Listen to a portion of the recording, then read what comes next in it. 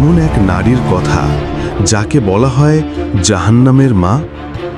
ইসলামের ইতিহাসে এক ভয়ঙ্কর নারী, যার হৃদয়ে ছিল মুসলমানদের প্রতি ঘৃণা, হিংসা আর প্রতিহিংসা।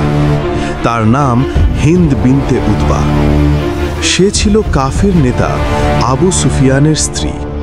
উহুদের যুদ্ধে সে তার দাস ওয়াহশিকে দিয়ে শহীদ করায় হজরত হামজা রাদিয়াল্লাহু আনহুকে। তিনি ছিলেন রাসূলুল্লাহ সাল্লাল্লাহু আলাইহি ওয়াসাল্লামের আপন চাচা, প্রিয় সাহাবী। কিন্তু এখানেই শেষ নয়। যুদ্ধের পর হিন্দ হামজার মৃতদেহের কাছে গিয়ে তার বুক চিরে কলিজা বের করে চিবানোর চেষ্টা করে। এই নির্মম দৃশ্য দেখে রাসূলুল্লাহ কাঁদেন। তিনি বলেন, জাহান্নামে এমন এক নারী থাকবে যার নাম হবে উম্মে জাহান্নাম, জাহান্নামের মা। তাফসীর ইবনে কাসির, সূরা হুমাযাহ।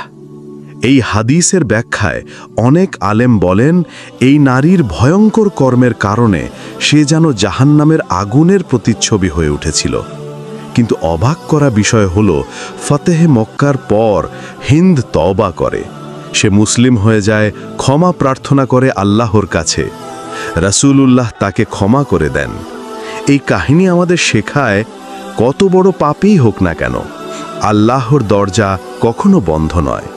কিন্তু একই সাথে বিদ্বেষ ও নির্মমতা মানুষকে জাহান্নামের দিকে নিয়ে যায়।